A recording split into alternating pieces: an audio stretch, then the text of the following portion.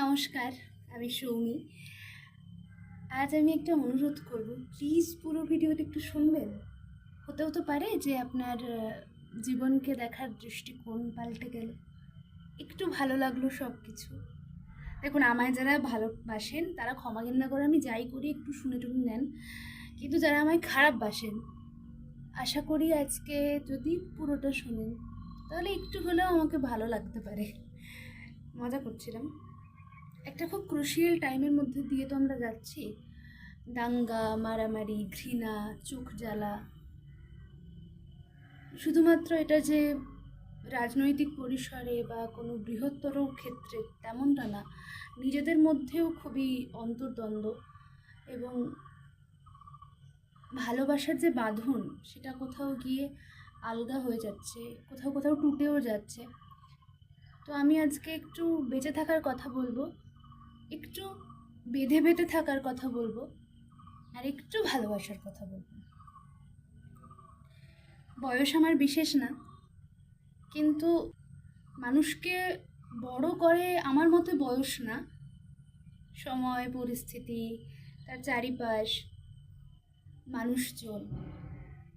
সেই হিসাবে আমি মনে করি আমি একটু আমার বয়সীদের তুলনায় একটু বেশি বড়। তো সেই বড় হওয়ার দরুন এখন আর অন্য কারোর কিছু আমার ভিতরে কোনো দ্বন্দ্বের সৃষ্টি করে না। যেটুকু যা দ্বন্দ্ব চলে, সংঘাত চলে, সেটুকু আমার নিজের সঙ্গে নিজের। আর বোঝাপড়াটাও আমাকে করতে হয় নিজের সঙ্গে।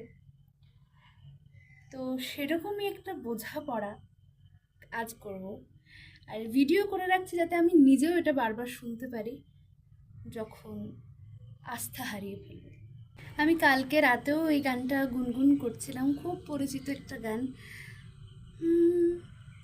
আমি শুনেছি সেদিন নাকি তুমি তুমি তুমি মিলে তোমরা সদল বলে সভা করেছিলে, আর সেদিন তোমরা নাকি অনেক জটিল ধাঁধা না বলা অনেক কথা কথা তুলেছিলে। কেন শুধু ছুটে ছুটে চলা, একে একে কথা বলা, নিজের জন্যে বাঁচা, নিজেকে নিয়ে যদি ভালোবাসা নাই থাকে, শুধু একা একা লাগে, কোথায় শান্তি পাবো, কোথায় গিয়ে বলো, কোথায় গিয়ে?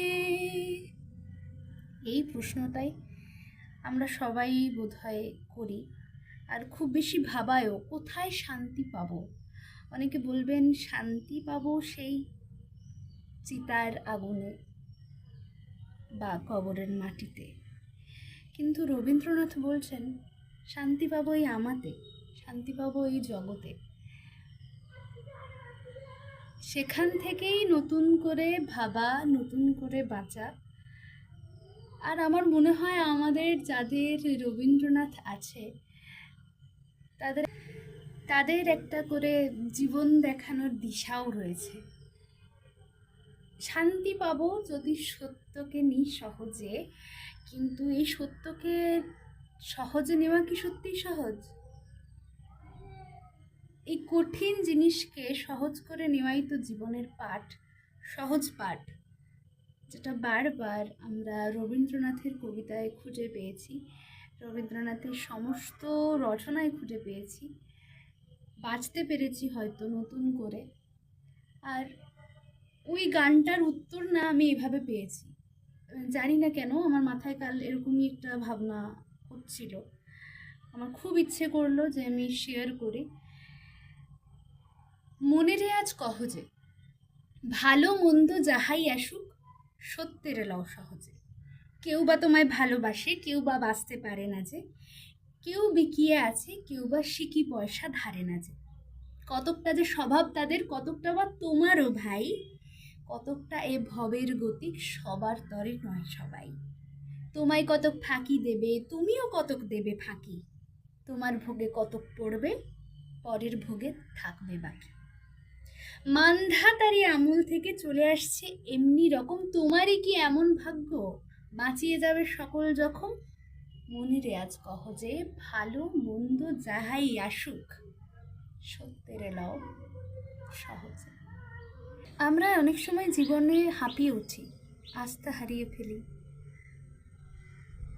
স্বপ্ন দেখতে চাই দু চোখ ভরে, হাত বাড়াই মানুষের কাছে। আলটিমেটলি আমরা রোবট বা মেশিন তো নই, আমরা মানুষ। আমাদের দুঃখ হয়, কষ্ট হয়, আনন্দ হয়, ভালো লাগে। এই সব কিছুর মধ্যে যদি আমরা যাপন করতে পারি, দুঃখকেও যদি আমরা যাপন করতে পারি, তাহলে বোধহয় একটু হলেও না জীবনটা সহজ হয়ে যায়। আর আরেকটা জিনিস আমি খুব ভালোভাবে বুঝতে পেরেছি, সেটা হচ্ছে যে অপরকে যত বেশি দোষ দেওয়া যায়, অপরকে যত বেশি দাগিয়ে দিয়ে আমরা নিজেদেরকে একটা ফেক ওয়ার্ল্ডের মধ্যে রেখে, ডিলিউশনাল ওয়ার্ল্ডের মধ্যে রেখে নিজেকে খুব ভালো মানুষ গোছের একটা কেউ বসিয়ে দিতে পারি, তাহলেই বোধহয় খুব শান্তি। আসলেই কি তাই, নাকি সেই বোঝাটা আরও মাথায় বেড়ে যায়? বোঝাপড়া করতে গিয়ে আমরা কি বেশি বোঝা বাড়িয়ে ফেলি নিজেদের ওপরে? অনেক সময় এমনও তো হয় যে আমরা যে বন্ধুত্ব বা প্রেম থেকে দুঃখ পাই, কষ্ট পাই, সেই কষ্ট আসলে সেই বন্ধুত্ব বা প্রেম আমাদের দেয়নি, দিয়েছি আমরা নিজেই নিজেদেরকে। এখন একটা খুব টার্ম প্রচলিত, ওভার থিঙ্কিং। আমরা সেইটা করে ফেক সিনারিও ক্রিয়েট করে নিজেদের কল্পনায় একটা মানুষকে দোষী সাব্যস্ত করে নিজেকে তার স্বীকার করে দুঃখ পেয়েছি, কষ্ট পেয়েছি। আবার এমনও হয়েছে যাকে ভালোবাসিলাম সে পারিল না আমায় ভালোবাসিতে, সেটাও তো তার দোষ না। আমরা নিজেকে কখনো অ্যানালিসিস করি না, আমরা সবসময় অপরকে অ্যানালিসিস করতে একদম তুখোর, মানে খুবই ভালো পারি সেটা। সেইটা যদি না করে একটু নিজের দোষটাও দেখি, নিজেকেও একটু বুঝি, একটু চেষ্টা করি ভালো শোনার, ভালো বলার, অপরকে বোঝার যে সে কোন পরিস্থিতির মধ্যে দিয়ে যাচ্ছে। একটা মেয়ে যে স্বপ্ন দেখতে চায়, যে বাঁচতে চায়, যে ভালো গান করতে চায়, গান শুনতে চায়, পৃথিবীর সবটুকু রস আহরণ করতে চায়, কিন্তু সে যখন আস্থা হারিয়ে ফেলে, মৃত্যুই যখন তার কাছে একমাত্র পথ বলে মনে হয়,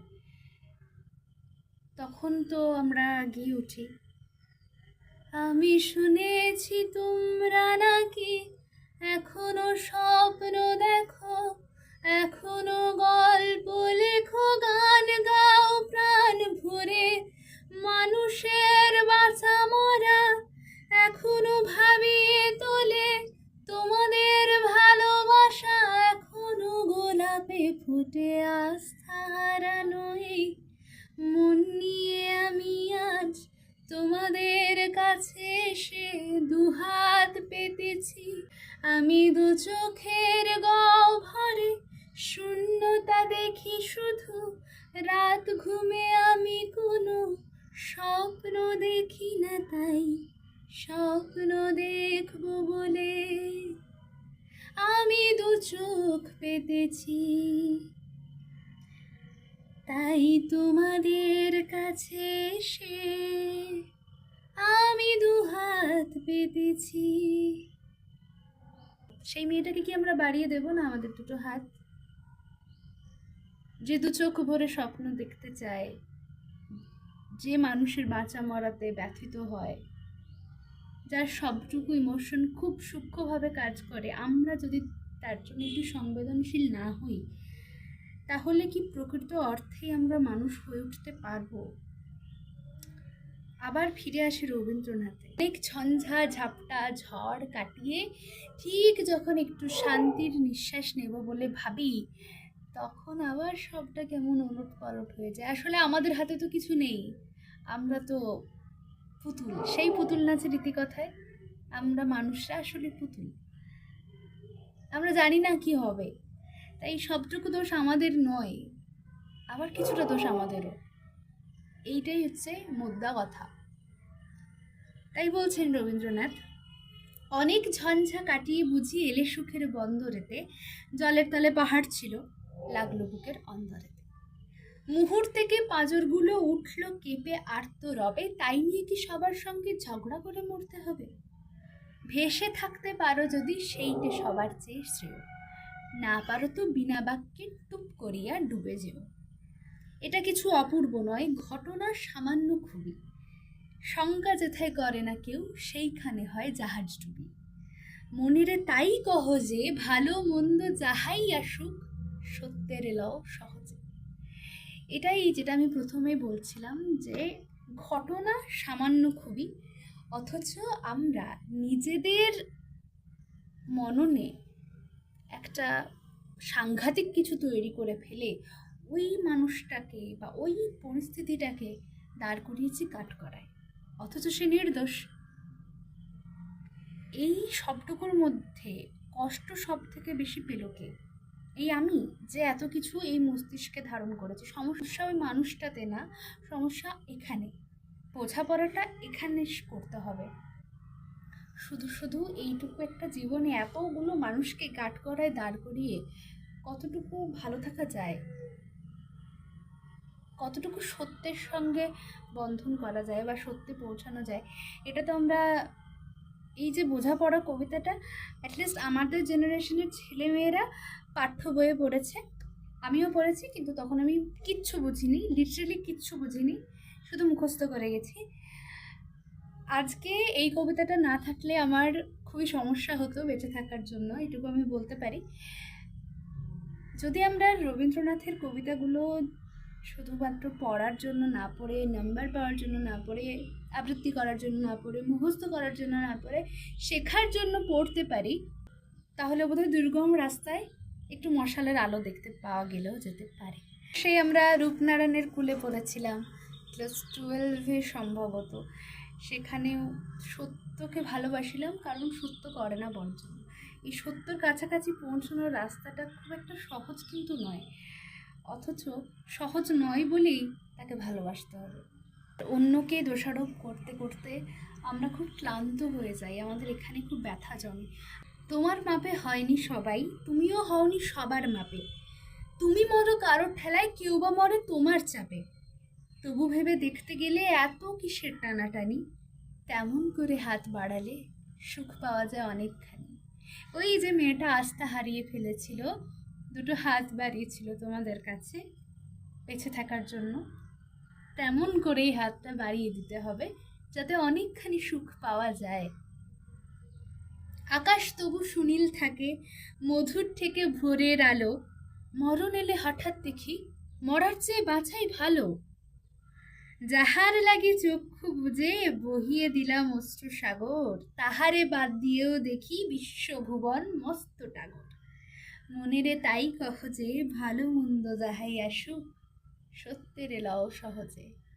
আমার বাবা একটা কথা বলেন, বন্ধুত্ব করা খুব সহজ, কিন্তু সেই বন্ধুত্বকে টিকিয়ে রাখা, শেষ পর্যন্ত সঙ্গে থাকা, বন্ধু বলতে সচরাচর আমরা যা বুঝি সেই বন্ধু নয়। সেই বন্ধুর কথা বলছি যা আমাদের পরম, যার সঙ্গে আমার আত্মার যোগ আছে। সেই বন্ধু আমি নিজেও হতে পারি, সেই বন্ধু আমার পাশের বাড়ির মেয়েটিও হতে পারে, সেই বন্ধু আমার প্রেমিকও হতে পারে, সেই বন্ধু ঈশ্বর হতে পারে, সেই বন্ধু প্রকৃতি হতে পারে, গাছপালা হতে পারে, সমস্ত কিছু হতে পারে। তো সেরকম কিছু বন্ধুকে নিজের কাছে আনা তো খুব সহজ, কিন্তু তাদের টিকিয়ে রাখা খুব কঠিন। হ্যাঁ, আমি দেখাচ্ছি এই গাছটাই, কারণ এই পদ্ম গাছগুলো আমি খুব শখ করে করেছিলাম। কত বয়স হবে, 2 মাস বয়স হবে, তো এনেছিলাম তো খুবই সহজে, কিন্তু এত সুন্দর যে ওরা প্রস্ফুটিত হয়েছে এবং প্রত্যেকটা মুহূর্ত ওরা আমাকে সঙ্গ দেয়। আমার বিকেলটা, আমার সকালটা, আমার ভোরটা এত সুন্দর করে, তার জন্য আমাদের দুজনেরই অনেকটা বোঝাপড়া আছে। এটুকুই বলার আমার। আবারও সেই জায়গায় রবীন্দ্রনাথ আসছেন যে আমরা নিজের ছায়া মস্ত করে সামান্য ঘটনাকে কালো অন্ধকারে ঢেকে ফেলি। বোঝাপড়া করতে হবে সব সময় নিজের সঙ্গে। এই আমি তুচ্ছ নয়, এই আমি অনন্তের একটা পার্ট, এই আমির প্রাধান্যতা আছে, এই আমির গুরুত্ব আছে, কিন্তু এই আমি সর্বোচ্চ নই, সর্বশ্রেষ্ঠ নই। শ্রেষ্ঠ হওয়া আর সর্বশ্রেষ্ঠ হওয়া দুটো শব্দের মধ্যে অনেকটা পার্থক্য আছে। আমি ভালো, কিন্তু আমি সবার চেয়ে ভালো, এই ভাবনায় ভুল আছে। কিন্তু আমি খারাপ, এই ভাবনাতেও ভুল আছে। এই যে কনফ্লিক্ট, এই যে দ্বন্দ্ব, এইখানেই বারবার আমি আসতে চাইছি যে আমি তুচ্ছ নই, একেবারেই নই। আমি যখন এই অনন্তের একটা পার্ট, তার মানে আমার গুরুত্ব অপরিসীম। কিন্তু অহংবোধটা, অহংকারটা, যেই কথাটা আমরা এখন খুব বলি, শো অফ, নিজেকে, নিজের বড়াই, সেইটা করলে বোধহয় একটু সমস্যা হলেও হতে পারে। তাই তিনি বলছেন, নিজের ছায়া মস্ত করে অস্তাচলে বসে বসে আধার করে তোলো যদি জীবনখানা নিজের দোষে। বিধির সঙ্গে বিবাদ করে নিজের পায়ে কুড়ুল মারো, দোহাই তবে এ কার্যটা যত শীঘ্র পারো সারো। খুব খানিকটা কেঁদে কেটে অশ্রু ঢেলে ঘরা ঘরা মনের সঙ্গে একরকমে করে নেভাই বোঝাপড়া। তাহার পরে আধার ঘরে প্রদীপখানি জ্বালিয়ে তোলো, ভুলে যা ভাই কাহার সঙ্গে কতটুকুন তফাৎ হলো। মনের তাই কহ যে ভালো মন্দ যাহাই আসুক, সত্যেরে লও সহজে। আমরা বলি আমার এতগুলো বন্ধু, আমার এত কিছু, আমি আমি আমি, অথচ যেটা আমরা দেখাই সামনে থেকে, ভিতরে ভিতরে কি সেটাই আমরা থাকতে পারি? যদি সেটা হয় তাহলে তো খুবই ভালো। যতটা আমরা বহির্বিশ্বকে দেখাই আমরা সুখী, ততটা সুখী হতে পারলে তো খুবই ভালো। কিন্তু এত মানুষের মধ্যেও যখন আমরা একা হয়ে যাই, তখনই আমাদের সাহায্য নিতে হয় রবীন্দ্রনাথকে। আর আমার আরেকটা উদ্দেশ্য আছে, যারা একটু রবীন্দ্রনাথের নাম শুনলে নাক সিটকোয়, তারা যদি একটু ভালোবাসতে পারে আজকের পর, যদি একটুখানি নিজের জীবনের পাথেয় করতে পারে, তাহলে আর অপরকে অসুন্দর লাগবে না। অপরের দোষ চোখে পড়ার আগে নিজের ছোট ছোট ভুলগুলোকে ঠিক করতে ইচ্ছে হবে, এবং সেটার পর মনে হবে যে আমি পারি প্রদীপ জ্বালতে, আর আমি পারি নিকষ অন্ধকার নামিয়ে আনতে। তো বারবার সেই আমি থেকে কিন্তু আমি ফিরে আসছি। এই আমি অনন্তের পার্ট, এই আমি তুচ্ছ নয়, কিন্তু এই আমি বিশাল কিছু নয়। এত বন্ধুর মাঝে, এত মানুষের মাঝে, এত মানুষ যখন আত্মহননের পথ বেছে নেয়, তার মানে ধরেই নিতে হয় কেউ একবারও তাকে জিজ্ঞেস করেনি যে কেমন আছিস। হয়তো একটা একটা আমাদের তো ফেসবুক আছে, হোয়াটসঅ্যাপ আছে, ইনস্টাগ্রাম আছে, সবসময় আমরা ভীষণ অ্যাক্টিভ থাকি, অনেক অ্যাক্সেস আমাদের কাছে, তবুও আমরা একটা ছোট্ট টেক্সট করতে পারি না যে কিরে কেমন আছিস। হয়তো ওইটুকু করলে তার জীবনটা অনেক সহজ হয়ে যেতে পারতো। একটা ছোট্ট সরি যদি আমার তরফ থেকে ভুল হয়ে থাকে, একটা ছোট্ট সরি, বা যদি তার দিক থেকেও বিশাল কিছু একটা ভুল হয়ে যায়, যে লেট গো করার ব্যাপারটা, এগুলো যদি আমরা করতে পারি আস্তে আস্তে করে, একটু একটু করে, তাহলে অনেকটা সহজ হয়ে যায়। কারণ আমি নিজের জীবন দিয়ে এটুকু বুঝেছি, সবটাই আমার এখানে, আর কোথাও কোনো সমস্যা নেই। সমস্যা এখানে, সমাধানও এখানে। খুব ভালো আমিটাও এখানে, খুব খারাপ আমিটাও এখানে। তাই একটুখানি যদি আমরা বেঁধে বেঁধে থাকি, একটু বেঁধে বেঁধে থাকি, একটু বুঝতে চেষ্টা করি অপরজনকে, এতটা হাসল আমাদের করতে হয় না। কারণ প্রত্যেকের জীবনেই বেশ কিছু সমস্যা কমন, ঠিক আছে, সেগুলোর মধ্যে দিয়ে আমাদের যেতেই হবে। ঠিক একই সমস্যার যারা জর্জরিত, তারা একসঙ্গে থাকলে তো সমস্যা সহজ হয়ে যায়, সমস্যাটা ছোট হয়ে যায়। তাই আমরা যারা নিজেদের বন্ধু বলে দাবি করি, আমি ওর খুব ভালো বন্ধু, ও আমার খুব ভালো বন্ধু, আমি ওর খুব ভালো প্রেমিকা, আমি ওর খুব ভালো স্ত্রী, খুব ভালো মেয়ে, বোন, আমরা আসলেই না সেটা একটু হওয়ার চেষ্টা করি। তার দিক থেকে কি আসছে সেটা বোঝার আগে আমি নিজে একটু সেই ভালো বন্ধুটা হওয়ার চেষ্টা করি, যেটা আমি চিরকাল চেয়ে এসেছি। যারা ধরুন সদ্য মা হয়েছে, কিন্তু তারা কখনো না নিজের ছোটবেলায় ওইভাবে মাকে পায়নি যেভাবে সে পেতে চেয়েছিল, তার কাছে এখন সুযোগ আছে, সে সেই মাটা হয়ে উঠতে পারে। তাই না? সেই বাবাটা হয়ে উঠতে পারে সেই ছেলেটা। তো আমরা অভিযোগ করলে, দেখুন অভিযোগ তো সত্যিই করার মতন জায়গা আছে। যদি বলি যে না এই সমাজে অভিযোগ করার কোনো জায়গা নেই, সেটা একেবারেই একটা ডিলিউশনাল কথাবার্তা হয়ে যাবে। অভিযোগ করার জায়গা আছে, কিন্তু আমাদের কাছে যে প্রথমেই বললাম আমরা আসলে পুতুল, আমাদের হাতে সবটা না নেই। এই অভিযোগটা যদি না করে একটুখানি বোঝাপড়া করে নেওয়া যায়, তাহলে একটু কি সহজ হয়? একটু করে দেখি আমরা সবাই মিলে যে কি করা যায়। তো আমরা সেই ভালো বন্ধুটা হয়ে হয়ে ওঠার চেষ্টা করি, ভালো মা হওয়ার চেষ্টা করি, ভালো বোন হওয়ার চেষ্টা করি, ভালো ভালো বাবা, ভালো প্রেমিক। তো এটাই ছিল আমার আজকের মোদ্দা কথা। সকলে খুব খুব ভালো থাকবেন। নমস্কার, আবার নিশ্চয়ই দেখা হবে। আর খুব জ্ঞান দিয়েছি মনে হলে একদম স্কিপ করে চলে যাবেন, কোনো সমস্যা নেই। ওই যে আমার মাপে হয়নি সবাই, আমিও হইনি সবার মাপে, তাই স্কিপ করবেন, স্ক্রল করবেন। আর অবশ্যই আমার সমালোচনা করতেই পারেন, কোনো সমস্যা নেই, কিন্তু আমি আশা রাখবো আপনারা কেউ ব্যক্তিগত আক্রমণ করবেন না। এইটুকু।